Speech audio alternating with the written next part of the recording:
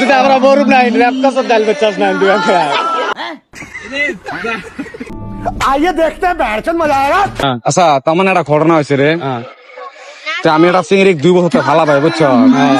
তো চিংড়িটা তেমন ওই আছে বুঝছ। তো পলে নিয়ে বেচছে, হ্যাঁ পলে নিয়ে যাবো আর কি বুঝছ।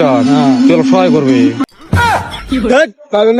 আমি বরুম নাই না, চল হলো বলা।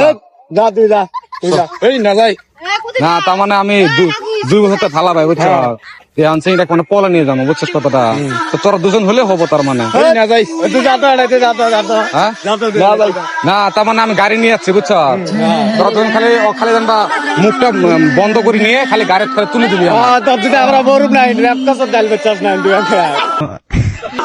ভয় করস কে? যা আছে ভেজাল আমি মারবো না। হ্যাঁ চল এই না যাই চল